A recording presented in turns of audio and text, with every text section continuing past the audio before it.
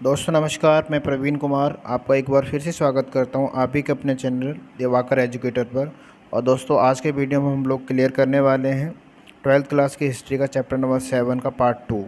और दोस्तों मैंने आपसे वादा किया था कि पार्ट 2 इसका जल्दी आएगा, तो मैं बना के ले आया हूँ आपके लिए पार्ट 2, जिसमें हम लोग 25+ क्वेश्चन पे MCQ बेस्ड क्वेश्चन क्लियर करने वाले हैं। तो दोस्तों ज़्यादा देर ना करते हुए वीडियो शुरू करते हैं। पहला क्वेश्चन अटैम्प्ट करते हैं। फर्स्ट क्वेश्चन में पूछता है कि तालीकोटा का युद्ध किसके नेतृत्व में लड़ा गया। जो तालीकोटा का युद्ध था, इसमें किस राजा ने हमारे विजयनगर साम्राज्य की ओर से ये युद्ध लड़ा था। तो इसमें 4 ऑप्शन हैं। विजयनगर की तरफ से कृष्णदेव राय, सदाशिव राय, राम राय या नरसिम्हा राय। तो ये 4 ऑप्शन में से जो सही जवाब है उस समय इस युद्ध में थे राम राय। ऑप्शन नंबर सी, राम राय हुआ करते थे राजा यहाँ के, तो उनके नेतृत्व में ये युद्ध लड़ा गया था। नेक्स्ट क्वेश्चन लेते हैं। नेक्स्ट क्वेश्चन में पूछता है विजयनगर की सेना में सबसे शक्तिशाली सेना थी। विजयनगर की सेना में जो सबसे शक्तिशाली सेना थी वो कौन सी सेना थी। पैदल सेना थी, हाथ सेना थी और रथ सेना थी या अश्व सेना थी। तो इसका जो सही जवाब है वो है दोस्तों ऑप्शन नंबर डी, अश्व सेना इनकी सबसे पावरफुल सेना थी। नेक्स्ट क्वेश्चन लेते हैं। विजयनगर में घोड़े का आयात किया जाता था। विजयनगर जो साम्राज्य था उसमें घोड़े कहाँ से आते थे, कहाँ से आयात किया जाता था। तो इसका जो सही जवाब अरब से किया जाता था या मध्य एशिया से किया जाता था या दक्षिण भारत से, या फिर ए और बी यानी अरब से और मध्य एशिया दोनों से किया जाता था। इसका जो सही जवाब है वो है आपका ऑप्शन नंबर डी, यानी अरब और मध्य एशिया दोनों से ही इसके घोड़ों का आयात किया जाता था। नेक्स्ट है भारत में बंदूकों का प्रयोग किस के आगमन के बाद हुआ, यानी कौन लोग थे जिनके आने के बाद बंदूक का प्रचलन हमारे भारत में शुरू हो गया था। तो फ्रांसीसी लोग थे या पुर्तगाली थे या फिर डच थे या फिर अंग्रेज़ थे। तो इस क्वेश्चन का जो सही जवाब है वह दोस्तों पुर्तगाली लोगों के आने के बाद हमारे भारत में बंदूकों का प्रचलन शुरू हो चुका था। नेक्स्ट क्वेश्चन लेते हैं। बृहदेश्वर मंदिर कहाँ पर स्थित है। बृहदेश्वर आपने सुना होगा, ये मंदिर कहाँ पर स्थित है। एलोरा में या महाबलीपुरम में या तंजावुर में या उपरोक्त कहीं पर भी नहीं। तो इसका जो सही जवाब है वो है दोस्तों सी, तंजावुर में ये मंदिर आपका स्थित है। Option number C. Next question लेते हैं।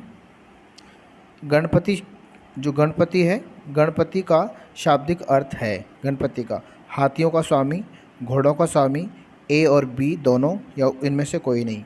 तो इसका जो सही जवाब है गणपति यानी हाथियों का स्वामी, option number A. Next question लेते हैं दोस्तों। नेक्स्ट क्वेश्चन में पूछता है विजयनगर की लोक प्रचलित परंपराओं में राय को क्या कहा जाता था। यानी विजयनगर में जो लोक प्रचलित परंपराएं थी उसमें राय को क्या कहा जाता था। तो यहाँ पे अश्वपति कहा जाता था या गजपति कहा जाता था या नरपति कहा जाता था या फिर कोई नहीं कहा जाता था।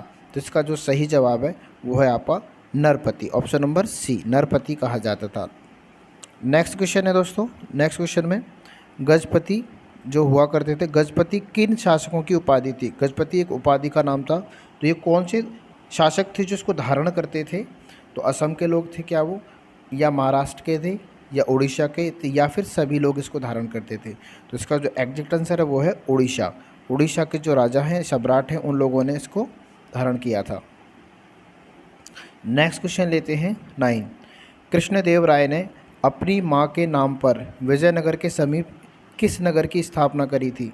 यानी कृष्णदेव राय ने अपनी मां के नाम पर एक नगर की स्थापना करी थी जिसका नाम क्या था, आपको बताना है। तो इसमें 4 ऑप्शन है। 4 ऑप्शन में से कौन सा था। नागपुर था या कबलपुर था या फिर नगलपुरम था या इनमें से कोई नहीं। तो इसका जो सही जवाब है ऑप्शन नंबर सी, नगलपुरम नामक उन्होंने एक नगर की स्थापना करी थी। तो नेक्स्ट क्वेश्चन लेते हैं। नेक्स्ट क्वेश्चन में पूछता है क्वेश्चन नंबर 10। कृष्णदेव राय का शासनकाल कब से कब तक का माना जाता है। तो कृष्णदेव राय का जो शासनकाल है, जो किताब के अनुसार एनसीईआरटी की किताब में जो बताया गया है वो है question number option number B, 1509 से लेकर के 1529 के बीच में कृष्णदेव राय का शासन माना जाता है। नेक्स्ट क्वेश्चन लेते हैं। Question number 11। कृष्णदेव राय की मृत्यु कब हुई। तो दोस्तों कृष्णदेव राय की मृत्यु जो है, इसमें 4 ऑप्शन में से कौन सा एग्जैक्ट सही है वो बताते हैं। तो तो कृष्णदेवराय की मृत्यु 1542 में हुई, या फिर 1540 में, या फिर 1565 में, या फिर 1529 में। दोस्तों इसका जो सही जवाब है वो है हमारा ऑप्शन नंबर डी, उनकी मृत्यु हो गई थी 1529 में। नेक्स्ट क्वेश्चन है दोस्तों, राक्षसी तांगड़ी या फिर तालीकोटा युद्ध कब हुआ? यानी ये जो राक्षसी तांगड़ी युद्ध और तालीकोटा युद्ध एक ही नाम है इसका, कन्फ्यूज मत होना आप पेपरों में। तो ये कब हुआ था? ये तो इसका 1565 में हुआ था, या 1554 में हुआ था, या फिर 1572 में हुआ था, या 1545 में हुआ था। तो दोस्तों इसकी जो सही तारीख है वो है आपकी 1565, ऑप्शन नंबर ए, 1565 में ये युद्ध हुआ था। नेक्स्ट क्वेश्चन लेते हैं, विजयनगर साम्राज्य का अंतिम राजवंश कौन सा था? यानी विजयनगर साम्राज्य में अंतिम राजवंश कौन सा रहा? तो अंतिम राजवंश था आपका 4 ऑप्शन में से संगम वंश, ये तो पहला वंश था, तुलुप वंश, बहमनी वंश, या फिर अराविदु वंश। तो इसका सही जो ऑप्शन है वो इसका ऑप्शन नंबर लास्ट का है, जो जिसका नाम है अराविदु वंश, ये अंतिम वंश माना जाता है इसका। विजयनगर किस नदी के किनारे पर स्थित था? तो दोस्तों हम लोग पहले ही क्वेश्चन के इसके बारे में पढ़ चुके हैं। तो विजयनगर जो था गंगा, यमुना, तुंगभद्रा या फिर कावेरी। तो इसका जो सही जवाब है वो है तुंगभद्रा नदी थी, इसके किनारे पर ये स्थित था। नेक्स्ट क्वेश्चन लेते हैं, विजयनगर साम्राज्य की राजकीय भाषा कौन सी थी? विजयनगर साम्राज्य में जो भाषा का इस्तेमाल होता था, प्रचलित भाषा थी, जो राजकीय भाषा थी ऑफिशियल, तो वो कौन सी थी? उर्दू थी, फारसी थी, हिंदी थी, या फिर कन्नड़ थी। तो दोस्तों हम साउथ के बारे में बात कर रहे हैं, तो साउथ में सबसे ज़्यादा प्रचलन कन्नड़ भाषा का ही यहाँ पे मिलता है। तो ऑप्शन नंबर डी पे निशान लगाएंगे, कन्नड़ भाषा का प्रचलन था। विजयनगर किस वस्तु के व्यापार के लिए प्रसिद्ध था? यानी कौन सी वस्तु थी जिसके लिए वो प्रसिद्ध था, जिसका व्यापार हुआ करता था? तो मसालों का, या वस्त्रों का, या रत्न का, या फिर इन सभी का। तो दोस्तों इसका जो सही जवाब है, इन सभी चीज़ों के लिए विजयनगर जाना जाता था। तो ऑप्शन नंबर डी लगाएंगे। गजपति राज्य की स्थापना कब और कहाँ पर हुई? गजपति जो राज्य था उसकी स्थापना कब और कहाँ पर हुई? तो दोस्तों पहले पढ़ चुके हैं हम लोग इसके बारे में। उड़ीसा में गजपति एक क्या हुआ करता था, ये एक क्या कहते हैं ओहदा हुआ करता था, एक तरह से उपाधि हुआ करती थी। तो हमने उड़ीसा के बारे में पढ़ा हुआ। तो उड़ीसा में 1435 में इसकी स्थापना हुई थी। तो ऑप्शन नंबर ए पे लगा देंगे। पुर्तगालियों द्वारा गोवा को विजय किया गया, यानी पुर्तगालियों ने गोवा को कब जीता? तो इसका जो ऑप्शंस हैं, ऑप्शंस आपके स्क्रीन पर हैं चारों। 1510 में जीता, 1515 में जीता, 1525 या फिर 1489 में। तो इसका जो सही जवाब है वो है आपका 1510 में गोवा को जीत लिया था।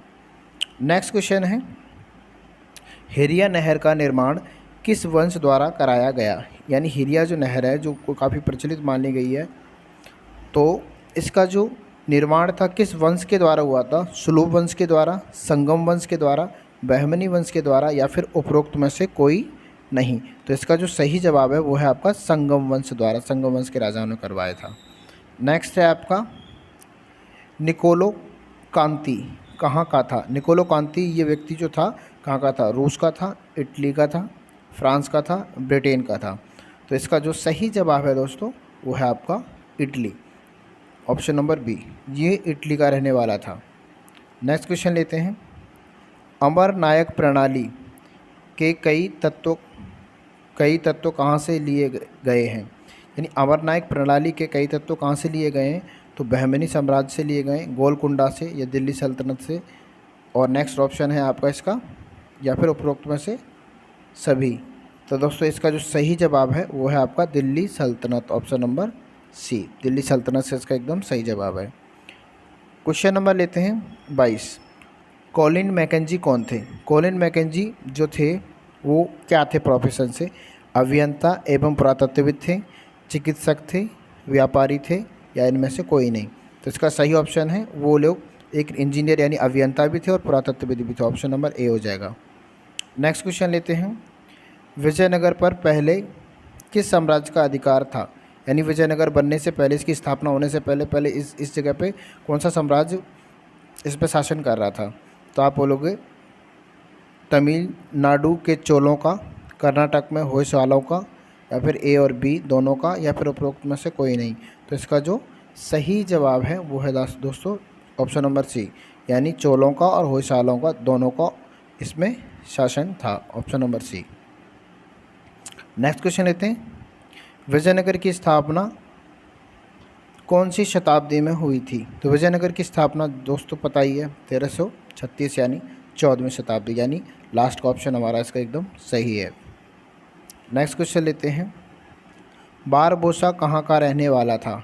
बारबोसा जो था ये व्यक्ति कहाँ का रहने वाला था? तो 4 ऑप्शन आपके स्क्रीन पर हैं, पुर्तगाल का, फ्रांस का, ब्रिटेन का या फिर हॉलैंड का। तो बारबोसा आपका कहाँ का रहने वाला था? इसका सही जवाब है दोस्तों पुर्तगाल का। तो यह आपका सही जवाब। तो दोस्तों इसी के साथ हमारा चैप्टर नंबर 7 भी फिनिश हो गया। इसके एमसीक्यूज़ मैंने आप लोगों को करा दिए और इसी के साथ हमारा फर्स्ट टर्म का सिलेबस कंप्लीट हो चुका है हमारी तरफ से। और प्लीज़ आपसे रिक्वेस्ट है कि आप केयरफुली अपने फर्स्ट टर्म को लें, तो जाहिर सी बात है आप अच्छे नंबर गेट करेंगे यदि आप प्रत्येक एमसीक्यूज़ पर ध्यान देंगे। तो दोस्तों फिर मिलेंगे नई वीडियो के साथ। सेकंड टर्म के कुछ वीडियोज़